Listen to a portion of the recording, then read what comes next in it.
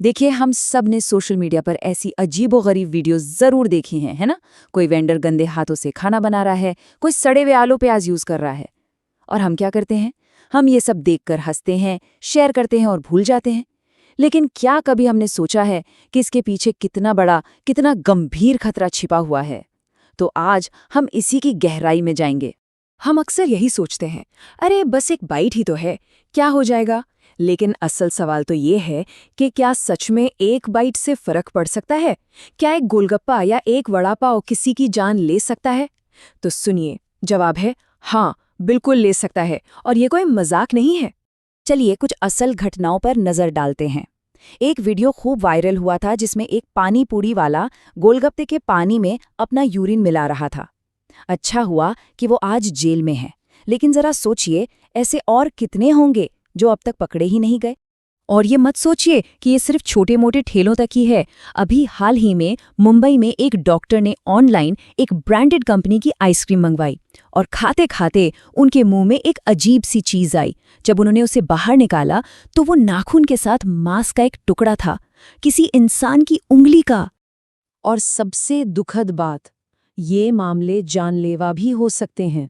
आंध्र प्रदेश में 10 साल के रामकृष्णा और 6 साल के विजय ने अपने माता पिता के साथ सड़क किनारे पानी पूरी खाई। उसी रात पेट दर्द और उल्टी शुरू हुई, और अस्पताल पहुंचने से पहले ही रास्ते में दोनों बच्चों की मौत हो गई। तो ये कोई एक दो अलग अलग घटनाएं नहीं हैं। अब हम ये समझने की कोशिश करेंगे कि ये प्रॉब्लम असल में कितनी बड़ी और कितनी गहरी है। वर्ल्ड हेल्थ ऑर्गेनाइजेशन यानी WHO की एक रिपोर्ट के हिसाब से हर साल 4,20,000 लोग सिर्फ और सिर्फ कंटैमिनेटेड यानी दूषित खाना खाने की वजह से मर जाते हैं। ये एक बहुत बड़ा ग्लोबल हेल्थ क्राइसिस है जो सीधे हमारे स्ट्रीट फूड से जुड़ा हुआ है। अब जरा इस स्टडी को देखिए। पूसा इंस्टीट्यूट ने दिल्ली में गोलगप्पों के पानी पर एक रिसर्च की, और जो मिला वो सच में हैरान करने वाला है। देखिए, इसमें बैसिलस सीरियस और सैल्मोनेला जैसे खतरनाक बैक्टीरिया तो मिले ही, जो फूड पॉइजनिंग और टाइफॉइड जैसी सीरियस बीमारियां फैलाते हैं। लेकिन सबसे शॉकिंग बात पता है क्या थी? पानी में मिला ई कोलाई बैक्टीरिया। और ये बैक्टीरिया सिर्फ एक ही जगह से आ सकता है, वो है फीकल मैटर। जी हाँ, मल से। मतलब साफ शब्दों में कहें तो उस पानी में मल मूत्र की मिलावट कंफर्म्ड थी। पर ये होता कैसे है? इसके तो कई वीडियो सबूत हैं।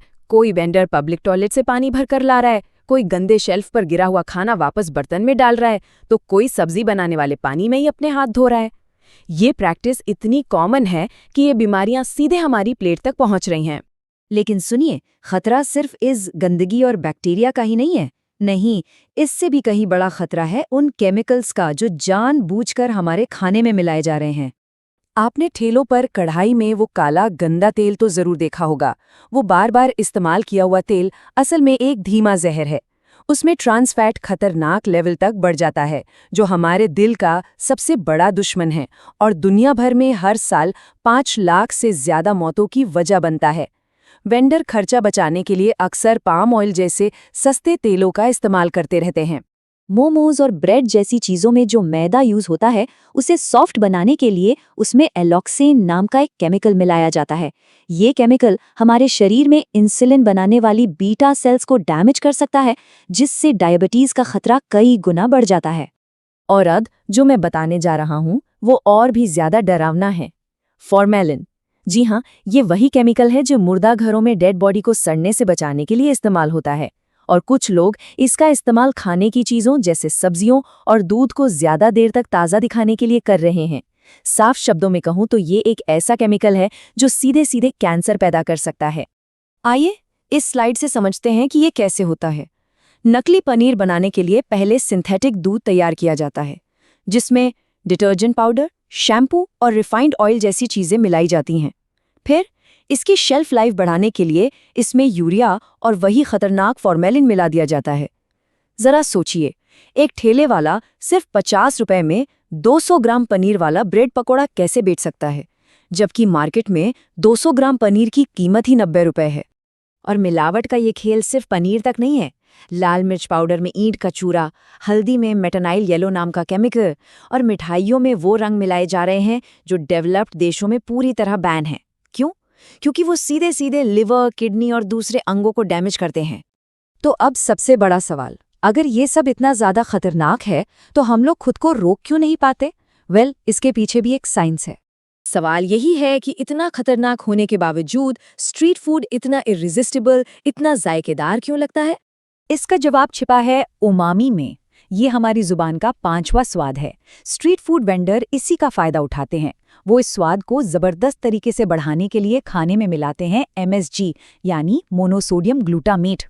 अब ये केमिकल क्या करता है? ये हमारे दिमाग को एक तरह से हैक कर लेता है। जैसे ही MSG हमारी जुबान के उमामी रिसेप्टर्स को टच करता है, दिमाग में डोपामीन नाम का प्लेजर केमिकल रिलीज होता है और इसी से हमें संतुष्टि और जबरदस्त क्रेविंग होती है। यही लत की असली जड़ है। तो क्या इसका मतलब ये है कि हमें स्ट्रीट फूड खाना पूरी तरह से छोड़ देना चाहिए? शायद नहीं, लेकिन हाँ, हमें इसे खाने का एक ज्यादा स्मार्ट और सेफ तरीका अपनाना ही होगा। तो फिर इसका सल्यूशन क्या है? हम खुद को कैसे बचा सकते हैं? सॉल्यूशन स्ट्रीट फूड छोड़ना नहीं, बल्कि समझदारी से चुनना है। कैसे? देखिए, कुछ सिंपल सी बातें हैं। सबसे पहले तो साफ सफाई देखिए। क्या वेंडर सफाई का ध्यान रखता है?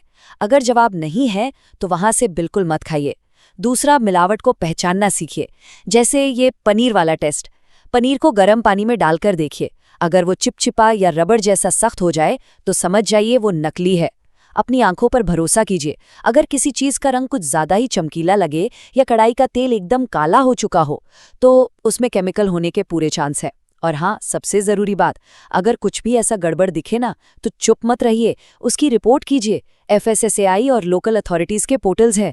क्या पता हमारी एक छोटी सी कोशिश कल किसी की जान बचा ले।